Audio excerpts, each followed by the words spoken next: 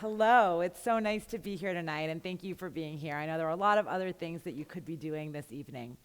So, I'm here to talk about what diversity means for 21st century education. And I asked specifically, I'm a pretty big stickler for punctuation in my courses, but I asked for this talk particularly to put quotes around diversity because I want to talk about language tonight. The words that we use, where they come from historically, I'm a historian, how we have used them, how their meanings have transformed over time, and also looking forward to the future, which is not always something that historians like to do. Looking towards the future, thinking about how those words might or might not serve us anymore and how we might do better, and thinking of some new ones. So let's start by talking about some of those words. All right, so some of the words that come together when we're thinking about equity in education are, sorry, I'm not used to this mic. I just want to make sure it doesn't fall off and makes crazy feedback to us. I'll just cover it like that. So when we're talking about equity in education, some of the words that we throw around a lot these days, and when I say we, I mean the media, but also people in education schools, people working as teachers, parents, policymakers. These are a lot of the words that we have come to use quite a bit in the 21st century. Diversity, tolerance, inclusion, multiculturalism, understanding, accepting, or the one that I grew up with in a rather progressive suburb in the 1980s and 90s, embracing difference. And I could write a talk like this about any of those terms, but I think having to choose just one of them, in my mind, diversity does a lot of work that encompasses much of this new language that we use to talk about education.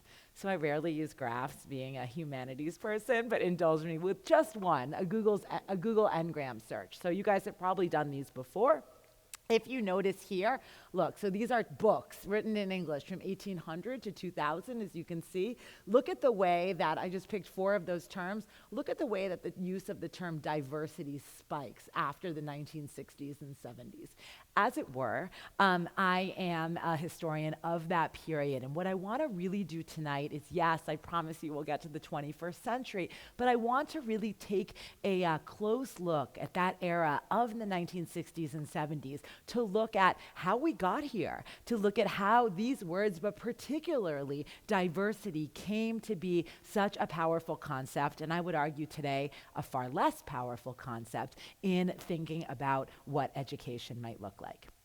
But before we get to the 21st century, we got to go back to the 19th century. So in reading about UW-Whitewater, I learned that this was first a normal school, a teacher's college. This guy up here is Horace Mann, somebody who you might have heard of. If you're an education student, I think you definitely have. If it weren't dark in here, I might call on you, but maybe someone in the front row I can see. Just kidding. But Horace Mann is seen as one of the founders of what were the forerunners to today's public schools. Horace Mann is a guy who in the 19th century devoted himself as a policymaker, a legislator, but really as an educator, and in thinking about what schools might mean in this new nation. When Horace Mann imagined what he called a common school might be like, he wasn't using the word diversity, but he absolutely was thinking about the way that schools might function in what we today would call a diverse society. He talked about schools as what he called potentially the great balance wheel of society. What did that mean? That meant that for a guy like Horace Mann, who grew up in a moment when public schools were non-existent, when formal education was relatively rare and limited to the kind of wealthier or moneyed classes, he imagined a more robust, widespread, not entirely publicly funded, but more publicly funded school system, which would help bring about what we would call today a form of educational equity. Kids who were not from families of means could go to these schools, and they would be not only educated in a way that only people of upper classes had enjoyed before, but they would be educated in the principles of the republic, right? They would be educated to be members of this polity, which was still relatively new. Schools were part of that, and he saw it as part of a kind of equality mission. However, as you might deduce his version of a balance wheel, his version of who deserved to be in those common schools was by today's standards, and as I'm about to show, even by those standards, very, very narrow. There were a lot of people who were left out of that common school vision. Yes, of course, African Americans, particularly in the South, who were still enslaved. Yes, of course, really any people of color, and the group that I want to focus on for a few moments tonight, the Irish. So, oh good, it's actually, this came out really nicely. You can see it on this big screen. So one of the first groups to really lock horns with Horace Mann and his vision of the common school in the 19th century were the Irish Americans, who were coming to the United States on the East Coast in big, big numbers throughout the middle of the 19th century. A combination of push factors from Ireland, you've heard of the potato famine, and other forms of privation motivated a lot of Irish who could scrape enough money to leave, and they were also motivated by the promise of kind of early market economy in the United States. However, when they showed up, ready to take advantage, for very obvious reasons, of what America had to offer, one of them being those common schools, let's just say that the limits of Horace Mann's common school mission became quite clear. I'll get to this in a second, but one example was that the way that the Irish were talked about in many public schools, some of which Irish people were paying for with their own tax dollars, talked about American cities being turned into, I quote, the common sewer of Ireland, because so many immigrants were showing up and wrecking American culture. The texts that were used to teach literacy in these schools, which were, Horace Mann said, we should not teach controversy in schools. We should focus on texts that people can agree on are of value. It was the King James Bible, not the version that Protestants read, not the version that Irish Catholics read. Cartoons like this is from later in the 19th century, 1875, by a famous political cartoonist like Thomas Nast, pointed to the Irish arriving in the United States as a threat to everything America represented. You can see here, hopefully most of you can see that pretty well, these are bishops that are climbing ashore, but do you see how they're Catholic bishops? You see their hats have teeth on them, like as if they're animals, crocodiles coming to kind of devour Americans. If you can see up there, the threat was distinctly about an invasion, not only of America, but specifically through the public schools. Up there's a big building that says U.S. Public School, and you can see there that the flag is being turned upside down up there. And so this threat of Irish invasion of America, and specifically of the public schools, I think is so crucial in highlighting how much the language of that moment, which was all about what we call today inclusion, and back then called commonality and balancing creating a balance wheel of society and engendering social mobility, it took this group of immigrants to show up and to give lie to that. It took this group of immigrants, the Irish, to show up and to say, hey, wait, we are clearly not included in this common vision. It took them showing up to reveal how narrow that vision of diversity and commonality and mobility to be enacted in public schools really was.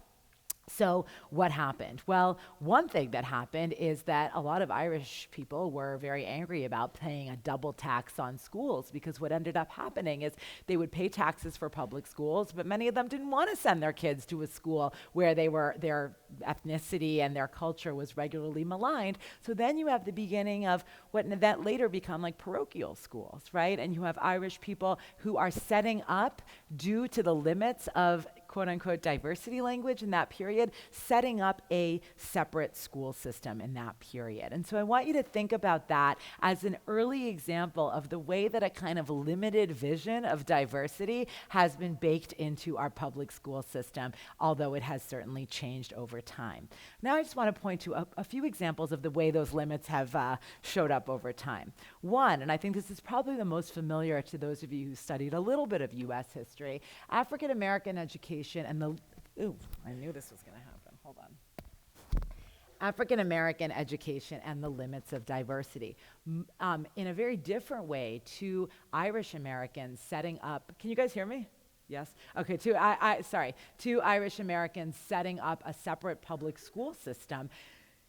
For African Americans, it was not just a case of we show up and we're maligned and so we cannot participate in this school system. Enforced segregation meant that there was an entirely separate school system. So you would have white children attending school, often speaking a language not yet of diversity in the early 20th century, but speaking a language of civic participation, of a commitment to liberty and equality as American values in a school system that absolutely delineated between who was allowed to participate in those schools and not.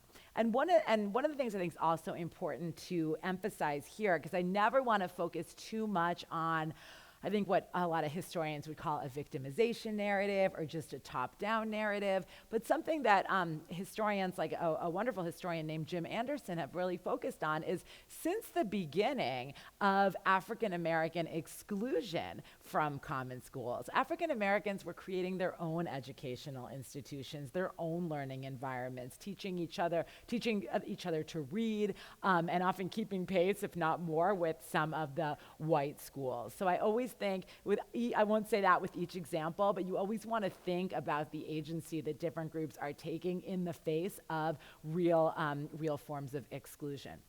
Now, one of the things, and then let me turn also to, I think, one of the focuses of my work has been in thinking about diversity in this country as not only a black-white issue and not only a racial issue, but at the very same time, in other parts of the country, particularly in the Southwest in this period, you have entirely separate segregated school systems set up for Mexican Americans as well. That's 1936, that's a California Mexican-only school system.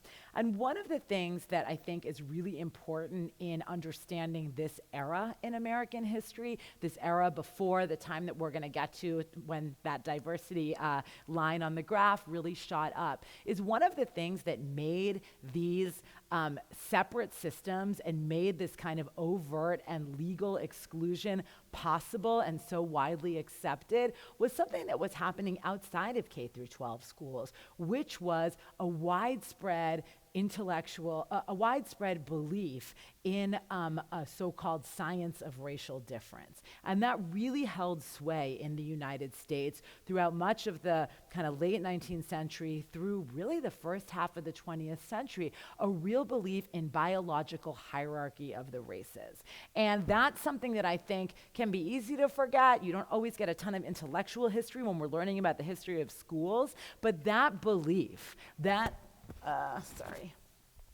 Guess I'm pausing for dramatic effect here, right? That belief that white Northern Europeans were fundamentally superior to African Americans, Jews, Irish people, that taxonomy was widely accepted as like the dominant understanding of race in the United States. And I think that is crucial context for why these visions of diversity were so limited at the time. And it's the unmaking of that intellectual consensus, which takes us to the next era. So let's get there. So, how does it happen? How do ideas change? How do dominant perceptions transform? Well, there are a range of reasons, and nothing is monocausal. But one thing that I think is really important, and that many historians of this era have pointed out, is that World War II really forced a sensibility shift around this science of racial difference in the United States. Seeing Nazi Germany, which was a society really built on the science of racial difference and on a hierarchy because of it. Seeing the way that Nazi Germany took that to the point of mass extermination, that a lot of historians would argue was fundamental in the United States of the erosion of those beliefs, right? That it came to be seen as unfashionable, as outdated, as deeply unjust to believe that there was a racial hierarchy in America. Now, I say that is what kind of many intellectuals began to believe, but like with anything, it takes a long time for ideas in universities to start filtering down into, the rest of the culture. But that is what intellectual historians would say, that is something that really forced a beginning of a sensibility shift. And I would say, based on my reading of the period, outside of universities too, as Americans are reading newspaper articles about the mass extermination of Jews because they're seen as intellectually feeble or inferior, that has got to force a kind of reevaluation of what's going on in the United States. So once you have that kind of big picture beginning of a sensibility or a shift in ideas, then you start to have that gives rise to legal challenges to this system. I had mentioned before the segregation of schools enforced in 1896 by Plessy v. Ferguson, right? Separate but equal, not articulating racial difference as hierarchy, but saying separate schools are the rule of the day. You have in the 1940s, the 1950s, and the 1960s, the beginning of those ideas really filtering into jurisprudence, and particularly around schools, beginning to say, hey, these spaces, which maybe once called themselves common, called themselves diverse, called themselves egalitarian, if they are predicated on or acting in a way that reflects these older ideas about racial hierarchy or separation, there's something wrong there. So to give you some concrete examples, you saw that picture of the Mexican-American school there. Actually, before Brown v. Board of Education, the case most of you have heard of in 1954, in 1946, Mendez v. Westminster is a case in which Mexican-Americans press against legal segregation in schools against Mexicans in California. And that, there are a lot of reasons why that case, I think, doesn't get the due that it does, but the due that it probably should, as the beginning of the end of legalized segregation in the United States. But one, I would say, is definitely that it was contained within that district. It ended up only applying to some schools, whereas Brown versus Board of Education, which I don't know, some of you might not have heard of, which makes illegal racial segregation in American schools writ large in 1954. That's the landmark that we tend to associate because it's a Supreme Court case that had national implications. But, and this is where a lot of my own research comes in, because I grew up learning about Brown v. Board and learning about school desegregation. Those legal challenges also happen shaping curriculum in the classroom. One case that I'm really interested in is the Federal Bilingual Education Act in 1968. That was the first time that the federal government recognized its responsibility to foreign language minorities. This idea that it's actually, if you have all these people in the United States speaking foreign languages, it's our responsibility as the purveyors, provisioners, providers of education to take account of those people and to not make them effectively second-class citizens. Something that's interesting, though, because no sensibility shift is ever complete, is in that particular example that I've studied for a long time, there was a follow-up case to the 1968 Act in 1974 called Lau v. Nichols, which went to the Supreme Court. And the plaintiff in that, this is a bilingual education case, because schools were not doing what they were supposed to do with the 68 Act. And the plaintiff in that case was Kenny Kinman Lau, who was a Chinese-American boy. And I went back and I looked at the papers from that case, and the attorney who tried the case, somebody said to him, but why are you trying this case with a Chinese-American plaintiff? I mean, it's Spanish-speaking students, it's Latinos who are the ones who stand to benefit from this more and who are really suffering from low educational attainment levels. And he said, well, the court of public opinion. No one would ever believe, no one would ever be sympathetic to a Latino plaintiff because they're thought to be lazy and ill-equipped for school. Everybody knows that Asian kids work hard and do their best academically. So just think about the way that these ideas, which I stand by my claim that those ideas about racial hierarchy were changing, but that's 1974 when the perception in the court of public opinion was still that a very similar racial hierarchy to what we discussed before. And then, I mean, I could give you a litany of court cases, but I think it would be a little boring for you. But I think to look at this from another perspective as well, affirmative action in the 1970s becomes a big issue as well. This notion that it is the courts, the state needs to take responsibility for educating a more diverse set of Americans than ever before.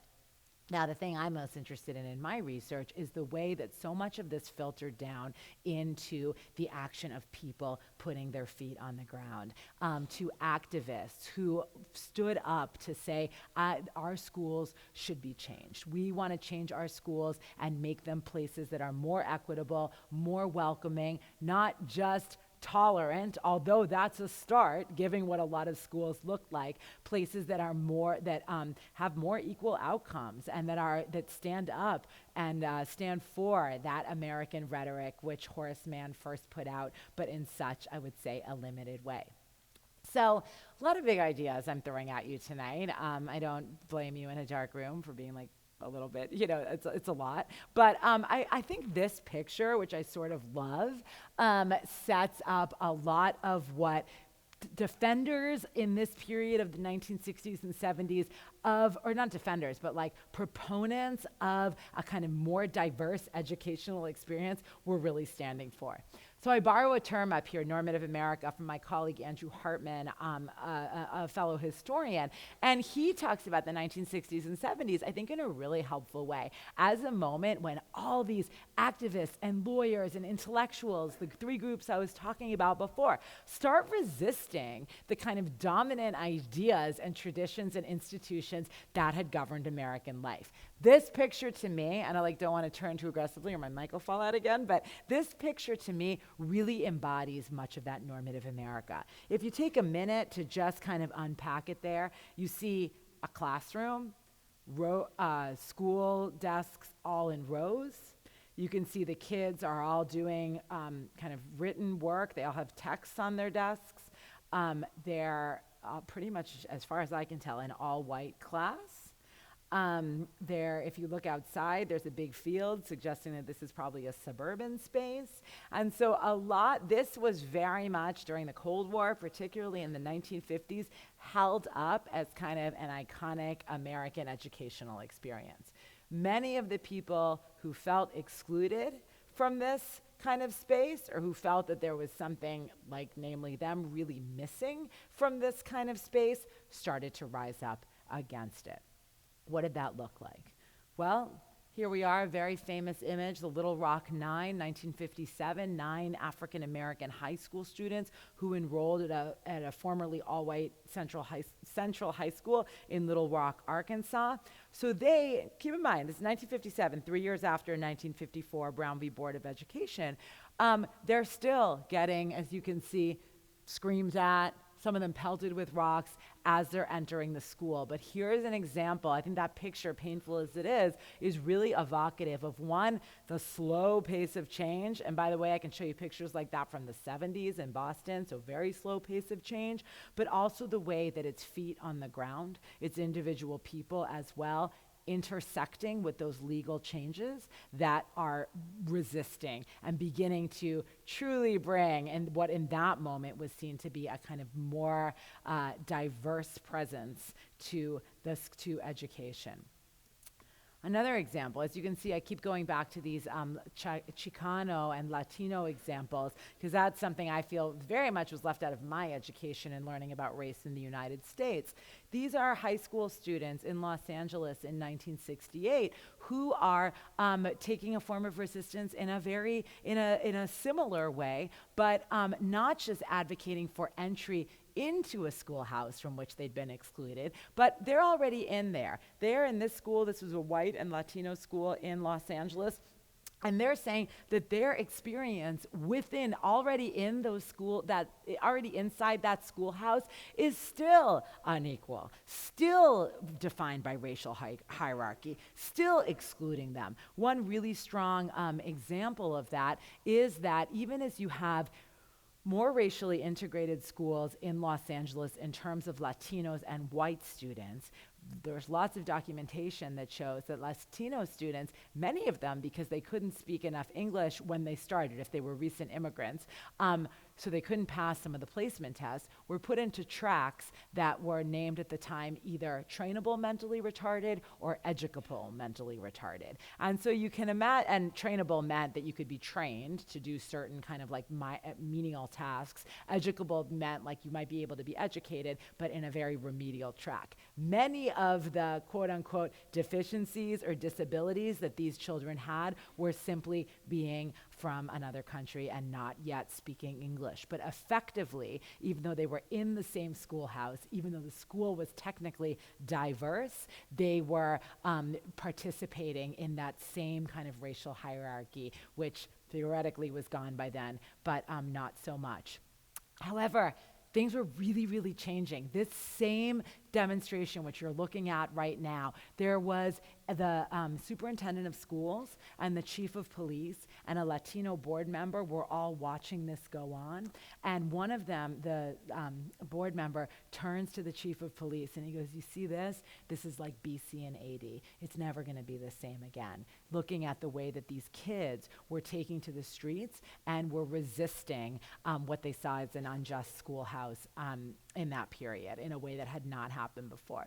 Now, for reasons of time, but also for reasons of import, I've been focusing a lot on race, but I also want to just point out the different ways that diversity was, people were trying to enact diversity in the schoolhouse in this pivotal period of the 60s and 70s. This is 1972. Contrast that picture with the Normative America classroom that you saw a couple of slides ago. This was from Life magazine. This was the result of a publicly funded project called Project Male. And the idea was that due to kind of outdated ideas about femininity and teachers of young kids were kind of surrogate mothers, they needed more men in the classroom, and also that education should involve more diverse pedagogies. You see there, as opposed to having like a notebook where they're writing on their desk, they're playing with a duck, right? You don't see the rows there. There's a more kind of experiential learning happening, and there's a man in the classroom. So, and there's, it's hard to deduce like what the racial composition is just by looking at people, but my students at least look at this picture and say that it looks a little bit more diverse than that other group that people saw.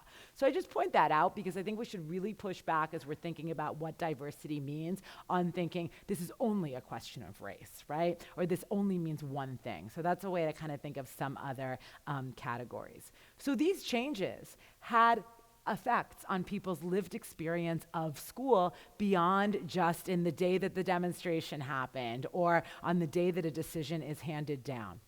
Lived experience, busing becomes the way in the United States to try to enact a kind of more diverse educational institutions. I mean, there are decisions being handed down well into the 1970s, that reveal how slow-going this change was and also how contested it was. I mentioned in Boston in the 1970s, Boston, the North, the cradle of liberty, where Horace Mann comes from, although maybe you don't find that surprising anymore, but hardly the Deep South.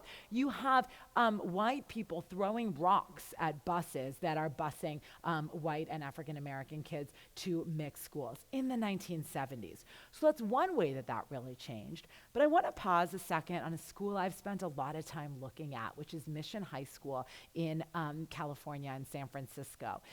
Mission High School, I think, really represents the way that this new commitment to diversity as an ideal changes an approach to outsiders, quote unquote, in American schools in this period.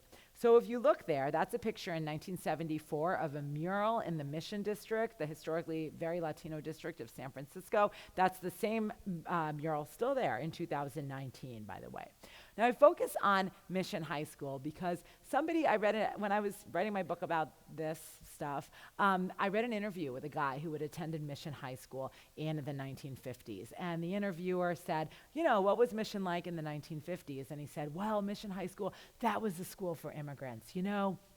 We all went to Mission High School, and then we were proud that we no longer sent, that our children didn't go to Mission High School. We went there, we became Americans, and then we moved out to the suburbs. That was his understanding of going to Mission High School in the 1950s, this kind of assimilation project. What's the best thing that that school could have done for him? In his understanding, it was making this outsider, he had been an immigrant, into what he defined as an American. My kids don't have to go to that immigrant school because they were so effectively assimilated through being there. And this guy said this with a total kind of sense of like, that's success. That's the American dream. Fast forward to the 1970s, reading a lot of coverage of the school later on, totally different definition of what success means in educating for diversity or a diverse population. In the 1970s, Mission High becomes one of the first schools in California to pilot what at the time was called, they called their a Hispanic Studies program. It begins to hire teachers who are Mexican American and administrators as well. This mural, which some students at Mission High helped paint, was part of a big community art project, which was about kind of putting up Mexican American images and the celebration of Mexican American and Latin American culture in this school as a core part of its educational experience. And talking to people in the 1970s about Mission High School, and it was a site, by the way, that like every politician who wanted to appeal to Latinos in San Francisco would like go give their speech at Mission High. It reflected a totally different notion of what it meant to serve a quote unquote diverse populace and what success looked like. In this new era, success was all about actually celebrating and maintaining cultural and ethnic difference rather than erasing it. And so I leave you, or I don't leave you, I'm not done yet, trust me, but I give you that example because to me, like, you know, always be skeptical of a too neat example, but to me, the changing commentary on Mission High School, which on the one hand, it's just one high school, but on the other hand, it's a high school a lot of people talk about as being symbolic. The changes in what it means to be successful, educating for a diverse world, educating a diverse student body, whatever that might mean, transforms utterly in the space of like 25 years. And the reason I picked the picture that has it still there in 2019 is one, because it's cool to know it's still there, but two, I also think it signals an interesting change, which I'm about to get to, in the way that this notion of diversity has, I think, become to be kind of like commodified and weakened in some ways. That was a Bank of America mural, right? Last time I checked, like banks were not like leading the most like radical kind of thought about race and diversity in this country. So that I think is a sort of early moment when you start seeing this radical notion of ethnic self-determination, of kind of cultural recognition as maybe beginning to be a little bit mainstreamed, or I won't quite say co-opted, but I did just say co-opted, so we'll see what you think about that. This is a man named Erensto Galarza, who is a Latin American activist and an educator, who I think who like nobody knows about, and or not that many people know about. I think more people should know about him, and his struggle in the San Jose Unified School District, I think, is another example of the way that this new, relatively new idea about diversity in education and what it meant to serve a diverse populace both began to be kind of institutionalized as something schools should do in a way that would have been totally unfamiliar in the 1950s, but also which was not as kind of radical or progressive as it might have been.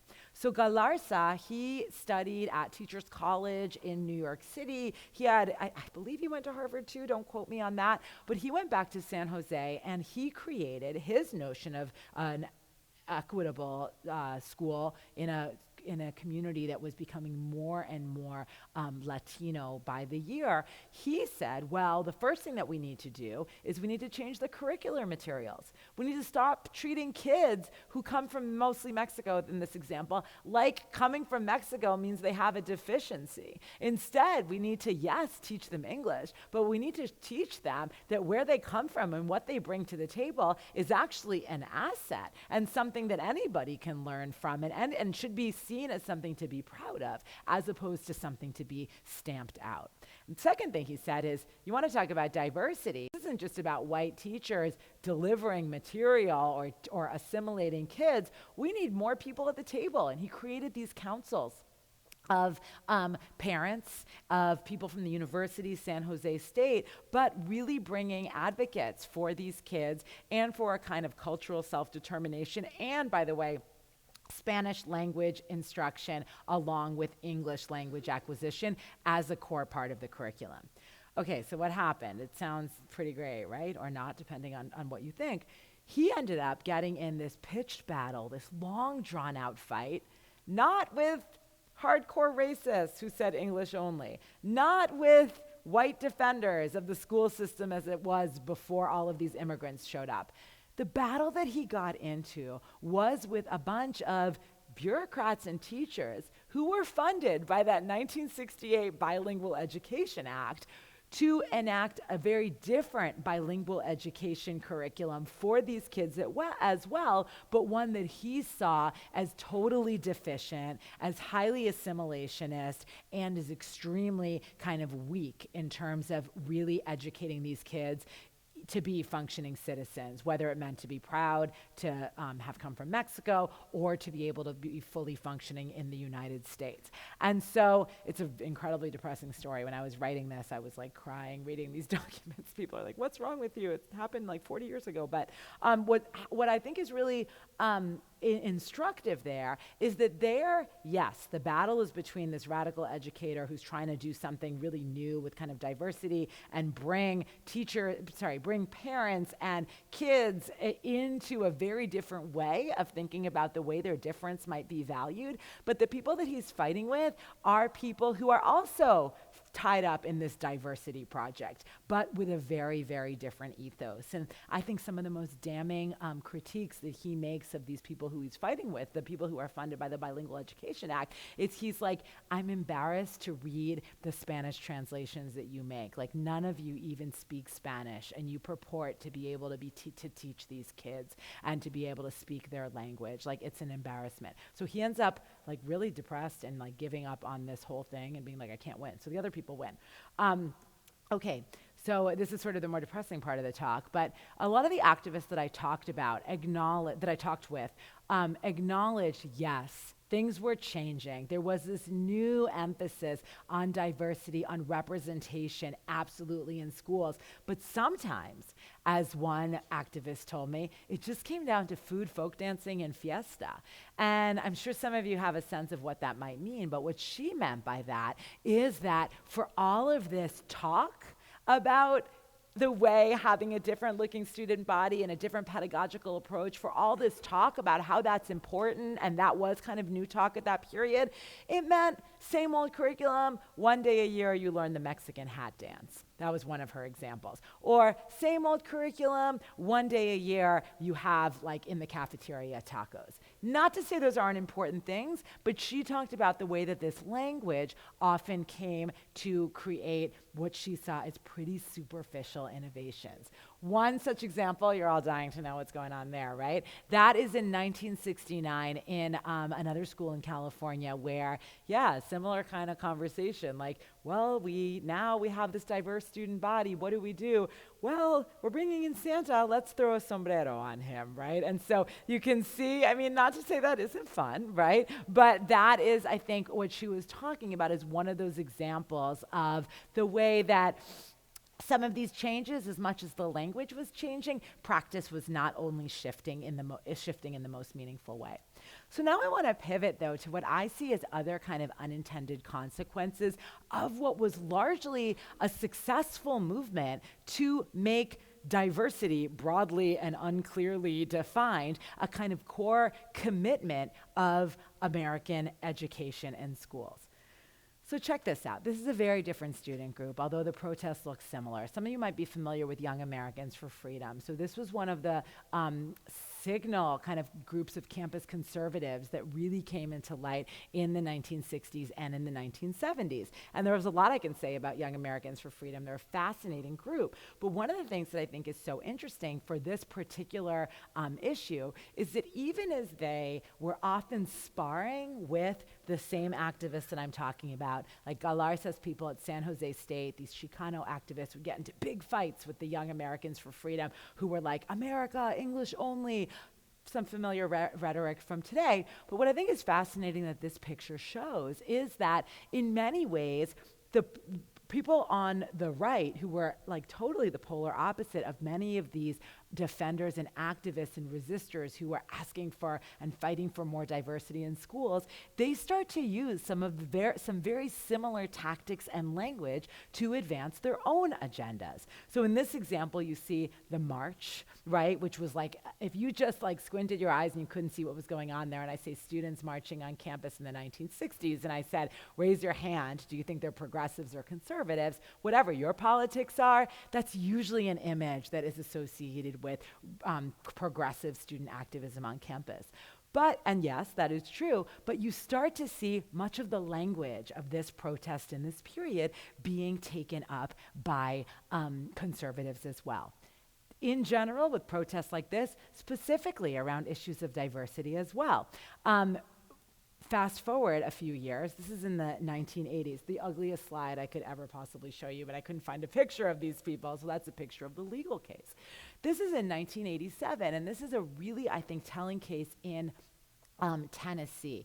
A couple named Bob and Alice Mozart basically complained to the school board that the reading textbooks that their daughter is seeing are counter to their cultural beliefs and their religious beliefs. And they say these books advance a secular humanist agenda, and their evidence, one of the pieces of evidence that was often cited was that it showed a man, like a father, cooking, and that kind of was an assault on their beliefs about gender in the home. Now, think what you will about that argument or not. What is so interesting about the way that the lawyers constructed that argument was that it was exactly along the same lines of our viewpoints being excluded. We deserve to be represented as well.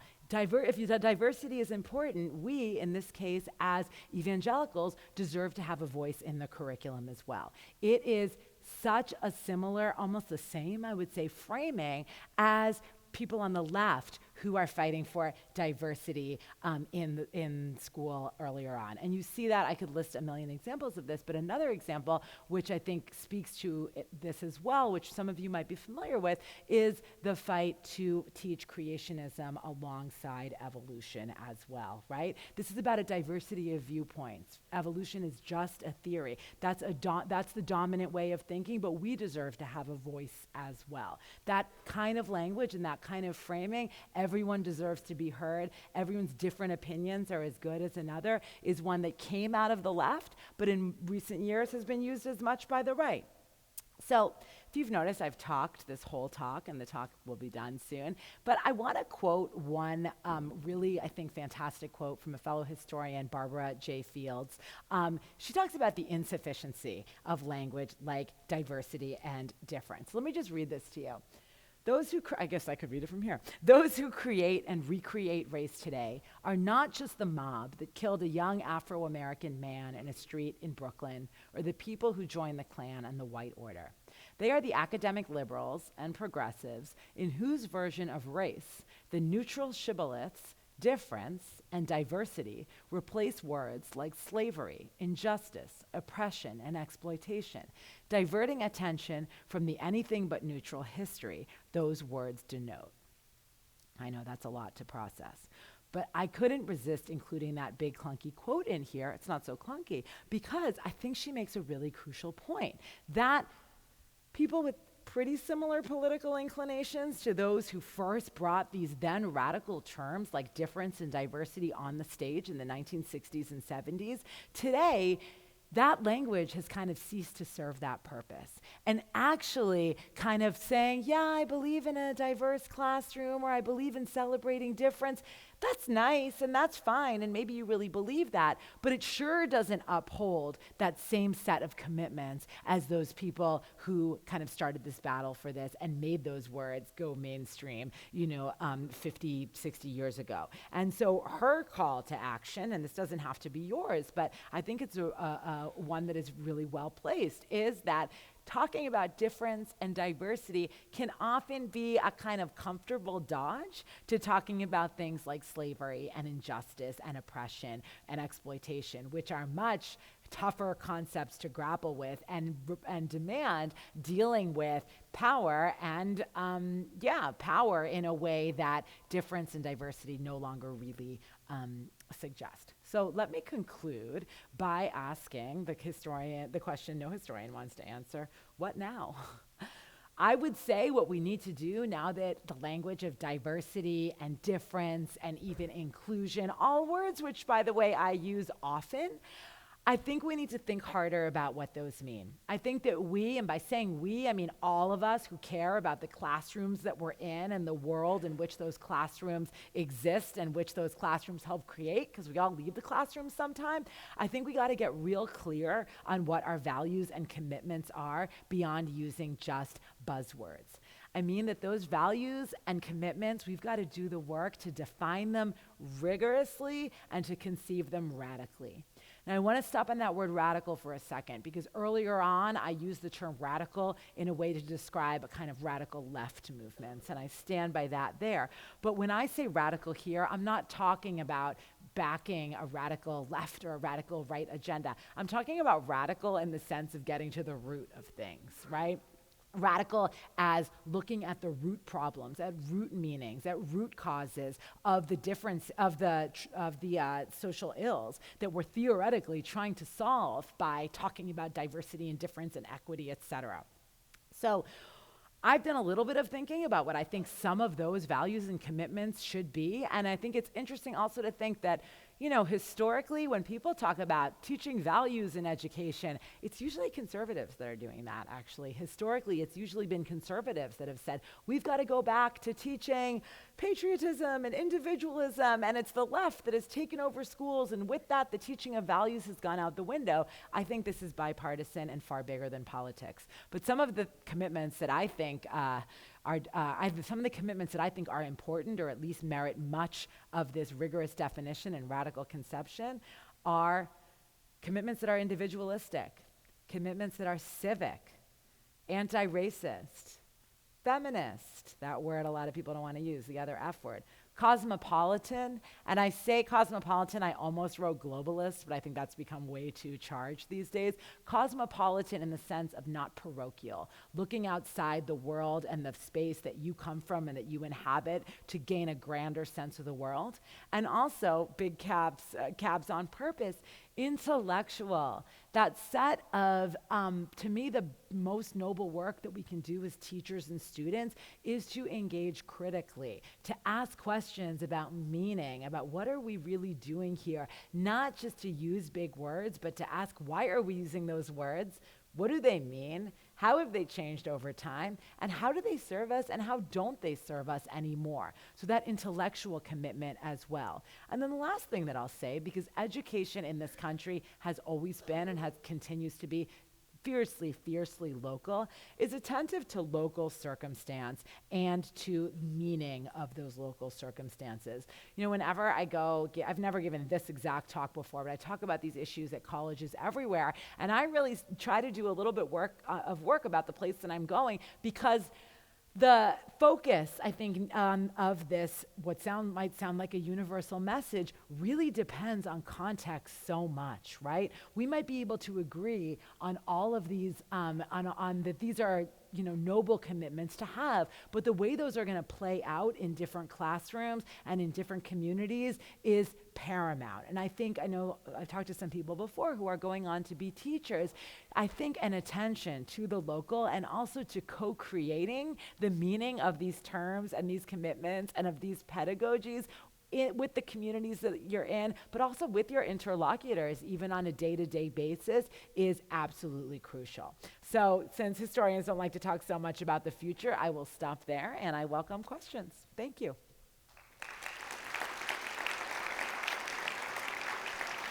And I'll put that out. I guess I can call. Oh, I won't call on people because there are mics on either side. So if you want to step up to the mic, go for it.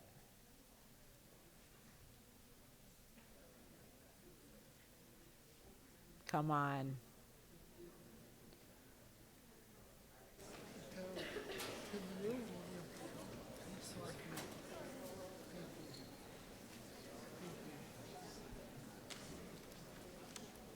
Here comes someone. Go ahead. Hi, I'm Kat Smith. I'm actually with WSG, our Whitewater student government here on campus. I'm a director of public relations and marketing. And one of the aspects that we do have on this campus is called Diversity Forum, where we host events focusing on diversity. As someone who has been a historian of the word diversity, how do you think that we should approach this for future planning? I think it's such a great question, and one, it sounds like you're doing great work, so good job and not shying away from that. Well, I think it's really, in some ways, it begins with an internal conversation among you and your fellow organizers about what diversity really means to you, right? I'm not going to throw that back at you right now because I don't want to put you on the spot, but I think that's really important. Like, what are you trying to do?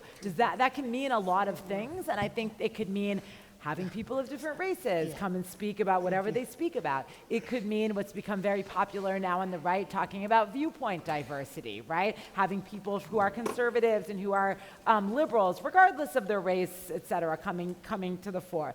It could be people talking about the issue of diversity. And I think any of those could be okay, but I think what's not okay is when we use these words as a way to dodge that level of specificity and rigor, as opposed to a way to dive deeper into it and to define it more rigorously. And I understand why we shy away from that a lot of times, because it does a lot of work for us today, right? To say I support diversity in education is like to be a decent human being. That's basically uncontroversial, I would say, right? But then when you start saying, no, that's not the kind of diversity I'm talking about, then you start to rub people the wrong way. And so I understand why people shy away from that, but I believe in making a good faith effort to define that rigorously. And I'd love to see who's on your program to know how you're doing that work. Thank you. Thank you.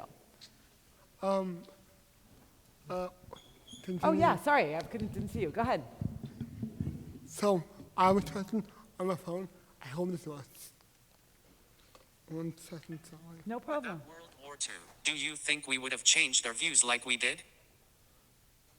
Do I think that, I'm not sure I totally understand. Do I think we would have changed our views like we did? How? So without World War II. Oh, great question. Yeah. Such a great question. Would we have changed our views on race without World War II? That's an amazing question. The other thing, if historians don't like talking about the future, counterfactuals are the other thing we don't like doing. If this hadn't happened, how would that have proceeded? I think the change would not have been, not that it was so complete or sudden or dramatic, but I think that without World War II and without the larger than life atrocity of Hitler's Germany and the final solution, I think it would have taken a lot longer.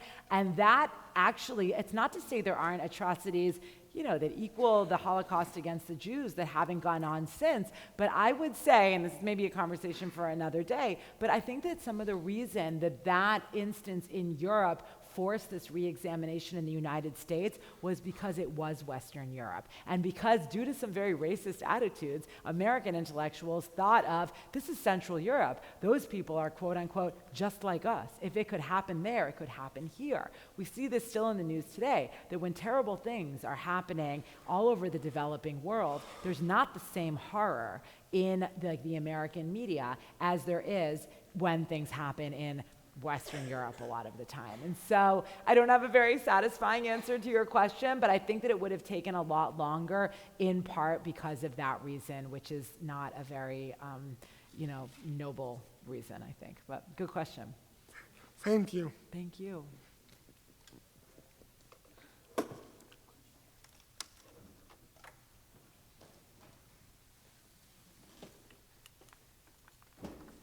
This is when I kind of want to call on people, but I would never do so in such an environment.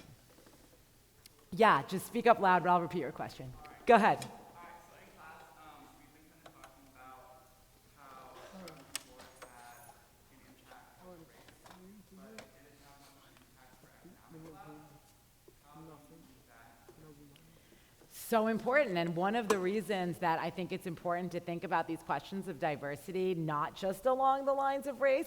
I always want to hedge when I say that, because we still have such enormous racial inequality in this country that that should be enough in a way. But I think about, there's always some think piece about some school that achieves, and it's pretty rare, that's why there are articles about it, that achieves racial balance, right? Or has the Benetton ad, I don't know if that means anything to your generation, but this kind of multicultural look to its classroom. And then you scrape the surface, and all those kids actually come from very wealthy families, right? And so I think that there's no question that poverty and racial inequality are tied to, that race and economic inequality are tied together in this country. But, and I think that, Brown was not a decision that was made along economic means in any way. And so it didn't redress that. And some of the solutions which have made important strides among race, I still think it's important, even if every kid in that class that I just mentioned is wealthy, it still does something to have racial diversity,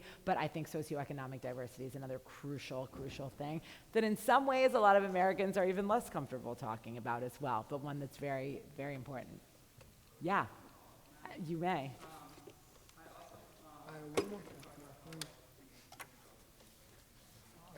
Yeah.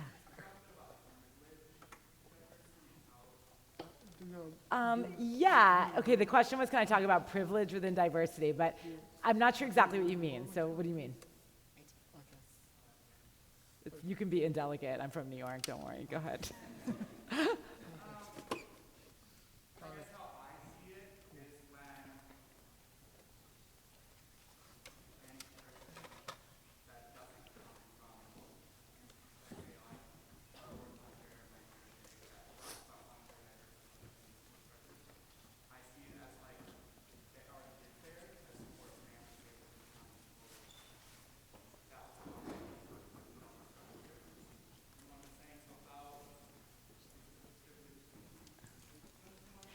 I don't totally understand. The question is about the way that questions about diversity and privilege intersect. Kind of. So I don't think this is exactly an answer to what you're talking about, but it sort of is, and I think it's a decent point, so I'm going to go for it, okay? So one of the things that's interesting in this sea change about diversity becoming a more kind of universally used word and seen as a kind of virtue, it raises this question that I didn't really go into at all in this talk, but who is diversity for? One of the things that was really interesting in these, some of these schools that I followed in California was that in this early period, there was no question that these programs, bilingual education, ESL, multicultural, this and that, those were meant for different children. Those were seen basically to be forms of remediation for what were conceived of as difference. However, by the 1990s, you see wealthy white families in San Francisco lining up for spots in that bilingual school. Because at that point, diversity, God, I got to go to school with fluent Spanish. My white kid, English-speaking kid, gets to go to school with Spanish speakers all day. That's going to be really good for them on the job market. And so then you see this embrace of diversity from a perspective of privilege, and also not at all from a kind of social justice perspective, but how does my proximity to this diverse kid make me more competitive on the job market, et cetera? Does that make sense? And that's a little bit, I spoke very, very briefly, I just mentioned affirmative action, but there's talk about the deployment of these diversity language by very privileged people. One of the things I did to pay the bills when I was in graduate school was that I tutored wealthy kids and helped them, not like the college admission scandal, but helped them on college essays, don't get the wrong idea. But I got in a lot of small talk with some very, very privileged people about the process. And one of these moms said to me once, like, oh, she's at such a disadvantage applying as a white girl from New York City. Like, you know, I wish if she was like from the ghetto or something, it would be so easy for her to get into college. And it's like, oh my God, like this is, she was not like defending diversity. She wasn't even paying lip service to this kind of more collective ideal. But there is a degree of which these conversations about diversity have sparked a kind of backlash identity politics about how hard it is to be white in a world where this discourse privileges racial diversity. Yeah, and that gets a lot of air in very privileged places. But yeah, good question. Go ahead. Yeah, hi. I was Hi. wondering, so we've seen like an uptick in the past like 5 years or so of diversity being used as a marketing tactic. Especially like a blatant example would be like the Kendall Jenner Pepsi ad. Another example would be Colin Kaepernick doing an ad for Nike. And that was arguably like a very just social cause, which was used to sell shoes. And then Yeah. when Colin Kaepernick came out and spoke out against a sneaker design that he didn't agree with Nike, they dropped him and their stock rose by like 3%. They made a lot of money off of him going against them. Yeah. So how do you combat that kind of co-opting of diversity in a world where the people who are co-opting it profit from that? Great question, and it's funny, the book I'm working on now is about fitness culture in America, and so when that whole Kaepernick thing came out, I found myself like on NPR commenting on Nike, so I have no idea if you know that or not, but I'm glad you asked that question. I think one of the things when that whole Kaepernick controversy came out that I thought was unfortunate in the world of hot takes is that people really were like, this is an either-or situation. Either this is like a noble declaration against the status quo and for racial justice, or it's this like corporate co-optation of that very thing, and therefore it's hollow, and you're all dupes if you think Nike's actually doing something kind of legitimate here or laudable here. To me, it's both of those things. You can imagine a period not that long ago where Nike never would have picked up somebody, even for shock value, who is taking a knee at the national anthem. I mean, look at Nike's first huge black athlete, Michael Jordan. Michael Jordan was known for not taking a political stand. I would argue, and people who are like scholars of Michael Jordan, and there is such a thing, would say as well, there's no way in the 1980s Michael Jordan would have gotten that Nike contract or been the global superstar he was if he was acting like Colin Kaepernick back then. So in that sense, I'm like, great, progress. Do I think Nike really stands for anything except selling more shoes? Absolutely not, right? So I think one of the things that was hilarious with that is that Nike, yeah, I don't know if you saw, but there were conservatives who were like cutting the swooshes out of their socks, right? Like rending their garments in grief or something. And then there were progressives who were like sporting their swooshes, some of the same people who had been tearing up their swooshes when Nike was exploiting sweatshop workers in the developing world. And it's like, guess what? Capitalism, people, like it's ugly business, and sometimes it does what you like and sometimes it does what you don't. And so I think like tamping down on some of the outrage about this stuff while being mindful, or sort of not mindful, but attentive to real ways that consumer tastes have changed and the kind of consumer wokeness is now hot. To me, like the big action plan for that stuff is, yeah, pay attention, but also don't confuse wearing your, like, this is what a feminist looks like t-shirt as like the end of your activism, right? Because who knows, that t-shirt might be made by some little girl in like the, you know. And so, yeah, capitalism, man, it really it really does a number on you. But yeah, that's a really good example, especially because they dropped him after, right? How principled is that stance? Yeah, thank you. Sure. Maybe we can take one more question, if there's one more question. Did you wanna- Yeah. If you're too lazy to get up, I can even take it from the audience and repeat it. Too tired, I should say.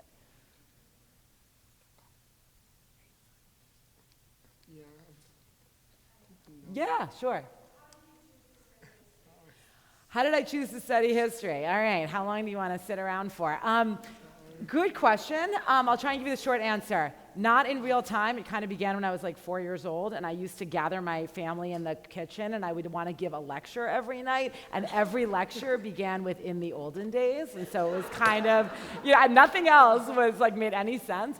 So maybe that was it. I took a kind of winding career path. I moved to New York City wanting to work in magazines, got a couple internships, realized that was not for me, in part because I could never afford that, and everyone seemed to be kind of bankrolled. I went to work on Wall Street for a year right after graduation, had like this total political awakening around many of the issues that I just talked about, quit the day after my first bonus check cleared, which helped me pay off my student loans, got in line at the Board of Education to get a job. I'm like, send me to the toughest public school you can. Like, I need to purge myself of this experience I've had on Wall Street. Went to teach Spanish in middle school. 9/11 happened 3 weeks later. And I found myself, and I was in New York, and I found myself I cared about so many issues in the world, but my question was always, how did we get here? How did we get here? How did we get here? And so I was like, I should be a historian. And so I applied to programs in history and never looked back. So that's the short answer, but good question. Thank you very much. It's great to be here. Thank you so much. This was really fun. You guys seem to be awake the whole time, so I appreciate it.